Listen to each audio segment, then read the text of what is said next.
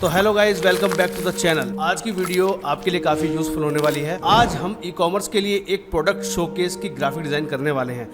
आप उसको banner design भी बोल सकते हैं। इस तरह की ग्राफिक्स जनरली आप ई कॉमर्स की वेबसाइट पर देखते होंगे, जैसे कि फ्लिपकार्ट, अमेजन, इस तरह की वेबसाइट्स पर इस टाइप की ग्राफिक्स आपने देखी होंगी। तो यहाँ पर हम अपने प्रोडक्ट को कैसे शोकेस कर सकते हैं डिज़ाइन के थ्रू, तो वही आज हम इस वीडियो में सीखने वाले हैं। तो दोस्तों, मुझे लगता है यार आज की वीडियो आपके लिए काफ़ी यूजफुल होने वाली है, इसको मिस ही मत करना भाई।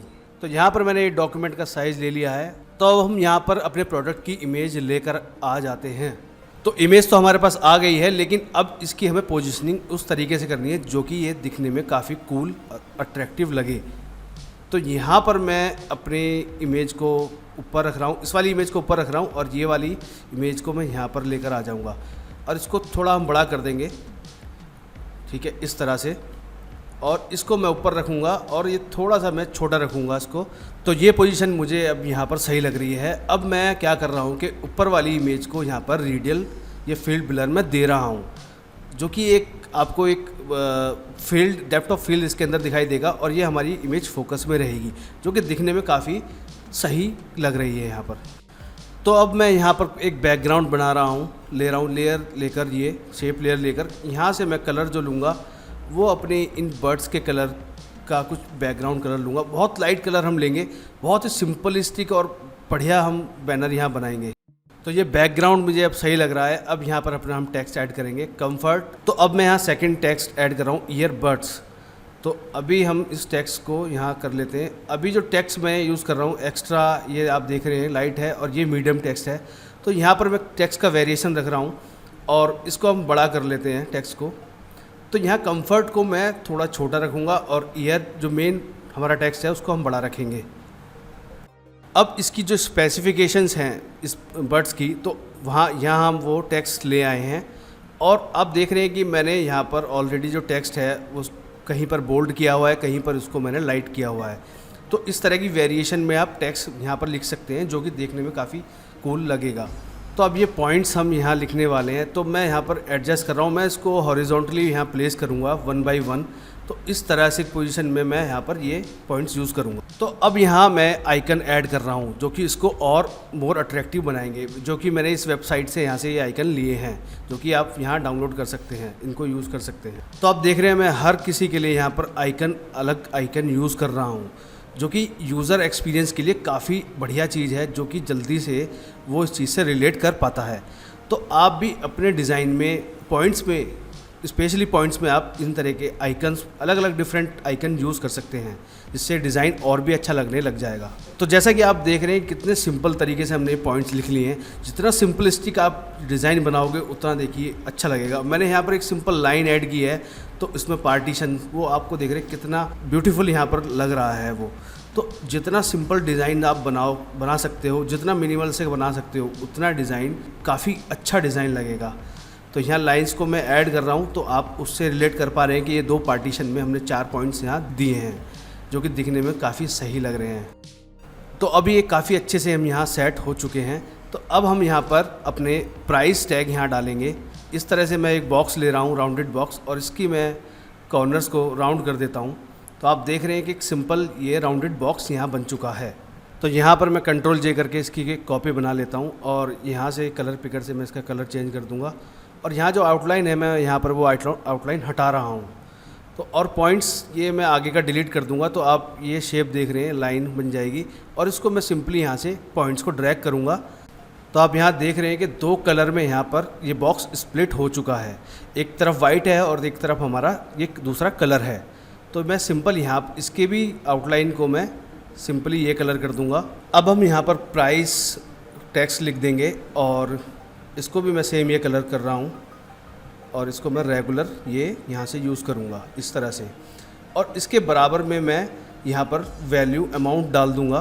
तो यहाँ पर ये टेक्स्ट मैंने कॉपी करके और यहाँ पर मैं प्राइस लिख देता हूँ 1499। तो अभी हम यहाँ टेक्स्ट को थोड़ा एडजस्ट कर लेंगे और बॉक्स को भी हम थोड़ा छोटा कर लेंगे इसके प्राइस के अकॉर्डिंग।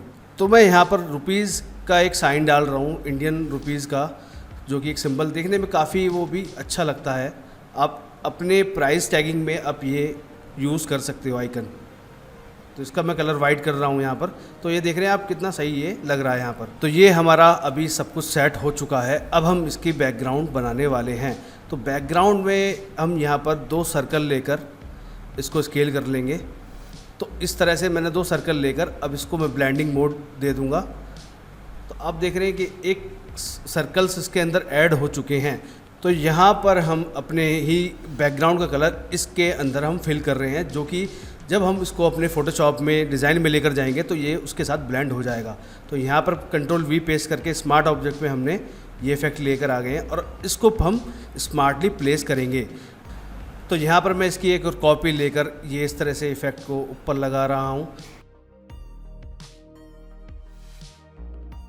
तो अभी आप देख रहे हैं कि मैं यहाँ डबल क्लिक करके ये शेप के अंदर इलस्ट्रेटर में लेकर आ चुका हूँ, जो भी आप यहाँ चेंजेस करेंगे वो चेंजेस फ़ोटोशॉप में भी अपडेट हो जाएंगे। तो यहाँ मैं स्ट्रोक का कलर थोड़ा कम कर रहा हूँ, लाइट कर रहा हूँ, जिससे वो हमारे बैकग्राउंड से मैच हो जाए। तो यहाँ पर ये मुझे अब सही लग रहा है, ये थोड़ा लाइट हो चुका है। अब मैं इसको स्केल करके यहाँ पर इसकी पोजिशनिंग करूँगा। तो ये देख रहे हैं कि बैकग्राउंड में मैं उस तरीके से लगा रहा हूँ उसको, जो दिखने में काफ़ी सही और सिंपल बढ़िया लग रहा है। तो एक मैंने यहाँ कॉर्नर पे डाल दिया है, जो कि दिखने में सही लग रहा है। तो अब मैं यहाँ पर ब्रश टूल लेकर उसका फेदर बढ़ाकर ये कलर लेकर मैं यहाँ से अपने इस बर्ड के नीचे शैडो क्रिएट करूँगा, जो कि और भी अच्छा लगेगा। यहाँ पर थोड़ा सा बस इसको मैं और एडजस्ट कर रहा हूँ, बाकी ये सब मुझे सही लग रहा है अब यहाँ पर। तो अब यहाँ बिल्कुल सही लग रहा है। अब मैं टेक्स्ट की एक कॉपी लेकर और ये सिर्फ बर्ड्स को मैं यहाँ पर इसको रोटेट करके 90 डिग्री और इसको यहाँ पर लगा दूँगा, जो कि दिखने में काफ़ी कूल और इसको और ही बढ़िया बना देगा। तो मैं यहाँ पर सिंपल ये फिल कलर यूज़ नहीं करूँगा, इसको मैं फिल डाउन करके इसमें स्ट्रोक वैल्यू डालूँगा और फिर यहाँ से मैं इसका कलर थोड़ा चेंज कर दूँगा। ये कलर मुझे ठीक लग रहा है और इसकी साइज़ भी मुझे ये सही लग रहा है, तो ये ठीक है। अब मैं इसको टेक्स्ट को इसके पीछे कर दूँगा। तो आप देख रहे हैं कितना अच्छा ये लगने लग गया है यहाँ पर। और एक सिंपल हम यहाँ पर एक एलिमेंट यूज़ करेंगे, मतलब रेक्टेंगल यूज़ करूँगा मैं, ये देखिए, और ये और भी बढ़िया लगने लग जाएगा। और इसका कलर हम थोड़ा यहाँ चेंज कर देते हैं, इसकी स्ट्रोक ये भी हटा देते हैं। तो देख रहे हैं कितना ये सही बढ़िया कूल लग रहा है। एक छोटा सा एलिमेंट है, लेकिन उसने डिज़ाइन को और भी बढ़िया बेहतर कर दिया है। तो दोस्तों, जितना आप डिज़ाइन बना सकते हो, जितना उसको सिंपलिस्टिक कर सकते हो, उतना सिंपलिस्टिक करना चाहिए आपको डिज़ाइन। और आप देख रहे हैं कि इसमें कितने मिनिमल कलर हमने यूज़ किए हैं, कितने मिनिमल एलिमेंट्स हमने यूज़ किए हैं, जो कि देखने में काफ़ी बढ़िया लग रहे हैं। तो दोस्तों, कैसा लगा आपको ये वीडियो? अगर वीडियो आपको अच्छा लगा हो तो मेरे चैनल को यार सब्सक्राइब कर देना और लाइक बटन को भी दबा देना। तो मिलेंगे फिर इसी तरह की नई वीडियो में नए टॉपिक के साथ। तब तक के लिए बाय बाय।